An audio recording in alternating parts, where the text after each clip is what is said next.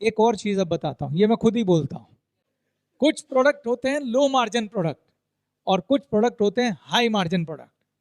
Low margin product वो होता है जो जरूरत का प्रोडक्ट होता है, जो आदमी बिना समझे भी तुम्हारी दुकान पे आके मांगेगा, जरूरत का। जैसे आटा मांगेगा मांगेगा, साबुन, तेल, कंघी सब मांगेगा। तो इन सब में मार्जिन ज्यादा नहीं मिलता क्योंकि खूब कंपटीशन है। कहीं 50 पैसे, कहीं 1 रुपया, ये मार्जिन मिलता है, राइट। लेकिन आपके पास 2000 कस्टमर फिक्स है, मैं मान के चल रहा हूं 2000 फिक्स है नहीं, और कस्टमर थोड़ी देर के लिए समझने के लिए दिमाग लगाना है। अब ऐसा प्रोडक्ट चाहिए जिसका मार्जिन हाई हो, और वो प्रोडक्ट कौन सा होता है जो कस्टमर जिसके बारे में कम जानता है, उसकी नीड है मगर उसको मालूम नहीं है। जैसे कि किसी को लीवर का प्रॉब्लम है, किसी का बालों का प्रॉब्लम है, किसी को हार्ट का प्रॉब्लम है ना। तो ऐसे बहुत सारे प्रोडक्ट मार्केट में होते हैं जो लोग जागृत नहीं है जिसके लिए, ठीक। जैसे आपका स्प्रूलिना, नॉर्मल कस्टमर को पता है क्या उसके बारे में? नहीं मालूम। तो अगर आप उसमें मार्जिन बहुत अच्छा है, तो जब कोई कस्टमर आया, आपने उसको बोला कि आप हमारे कहने पे, अब विश्वास तो हो ही गया। पहले वो नॉर्मल प्रोडक्ट लेके चला गया, टूथपेस्ट लेके चला गया, पर इस बार आपने बोला कि आप हमारे कहने पे एक बार ये प्रोडक्ट माता जी को खिलाइए, पिताजी को खिलाइए, है ना, आप एक बार खिलाइए। उसमें उनकी वो बहुत अच्छी बात थी कि अपने प्रोडक्ट पे फेथ होना चाहिए और आप उस प्रोडक्ट के विशेषज्ञ होने चाहिए।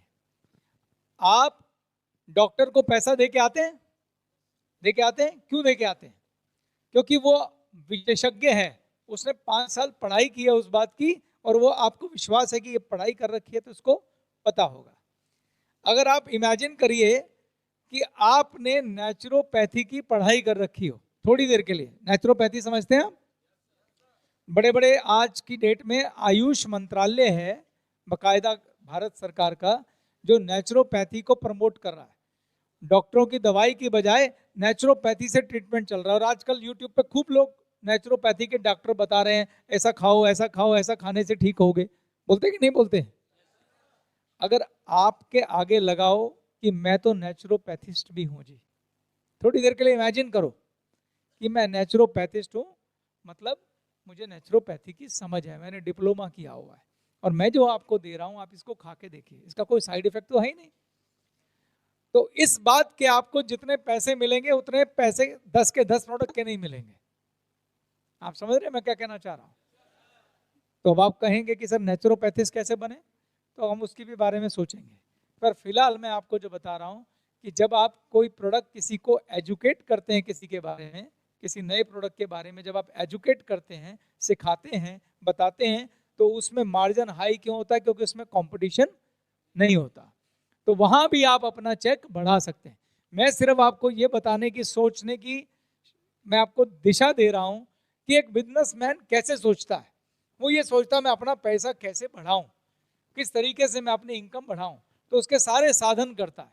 तो बड़ा अच्छा जवाब इन्होंने दिया कि हमें प्रोडक्ट की संख्या बढ़ानी चाहिए। एक मैंने बड़ा अच्छा आपको सुझाव दिया कि हाई मार्जिन के प्रोडक्ट इन 2000 लोगों को बिठाकर समझा के, क्योंकि एक बार अच्छा प्रोडक्ट की आदत डाल दी, वो हर महीने खरीदने आएगा। आप समझ रहे हैं मैं क्या कहना चाह रहा हूं?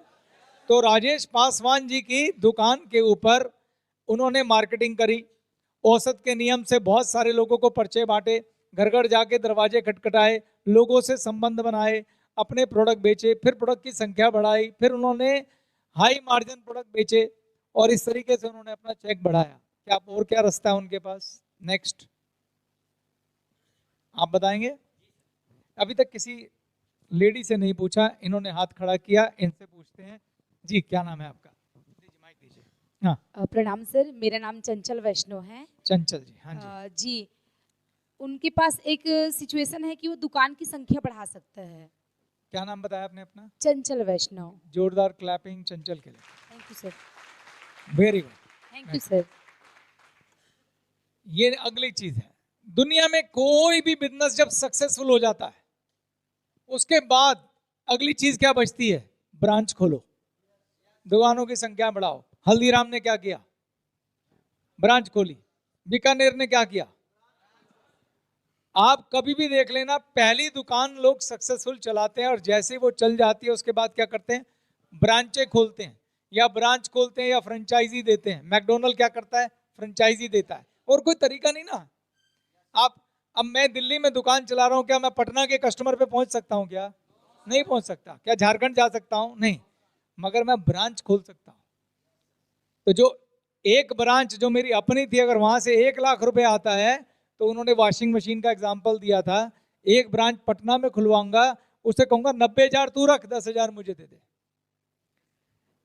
एक ब्रांच भागलपुर में खुलवाऊंगा, उसे बोलूंगा 90,000 तू रख, 10,000 मुझे दे दे। एक ब्रांच। और ऐसे पूरे भारत में 100 ब्रांचें खुलवाऊंगा, सबसे 10-10 हजार रुपए ले लूंगा, उनको बोलूंगा 90,000 तुम कमाओ, तुम्हें मैं सिखाऊंगा कैसे करना है, क्या करना है। तुम्हारे भी 2,000 कस्टमर बनवाऊंगा, तुम्हारा भी, तुम्हारा 1 लाख का चेक नहीं बनेगा पर 90,000 का बनेगा, है ना। 90,000 की गारंटी दे रहे हो उसको, और उसमें 10,000 मांग रहे हो। लोग खुशी खुशी देंगे कि नहीं देंगे? राइट। और हम डायरेक्ट सेलिंग में क्या कर रहे हैं? यही तो कर रहे हैं। पर जब तुम नॉर्मल बिजनेस की तरह इसको बिजनेस मान के चलोगे, तो आपकी पुश्तें भी इस बिजनेस में पैसे खाएंगी, मेरी एक गारंटी है। लेकिन इसको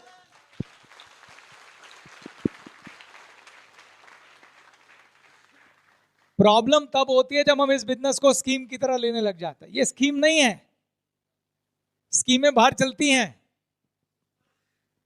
ये स्कीम नहीं है, गैलवे स्कीम नहीं है, नहीं तो 20-22 साल पूरे नहीं करते हम, ये 200 साल भी पूरे करेगी। आज चेतन आंडा यहाँ खड़ा बोल रहा है, कल आप में से ही कुछ लोग होंगे जो इस कंपनी को संभाल रहे होंगे।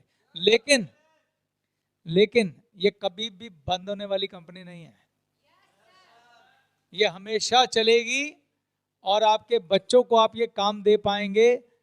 ऐसा बिजनेस हम बनाना चाहते हैं, और वो आपकी मदद के बगैर नहीं हो सकता, क्योंकि आप में से एक एक व्यक्ति इस कंपनी में स्टेक होल्डर है। अगर आप इसे चाहो तो स्कीम बना लो, और स्कीमें लंबी चलती नहीं है। आप चाहो तो इसे लेजिमेट बिजनेस बनाओ कि हमारे बच्चों तक बिजनेस जाए, राइट। पर ये हम सबकी कलेक्टिव जिम्मेदारी है। पूरे जहाज में किसी एक जगह भी छेद होगा ना, तो जहाज पूरा डूबता है, राइट।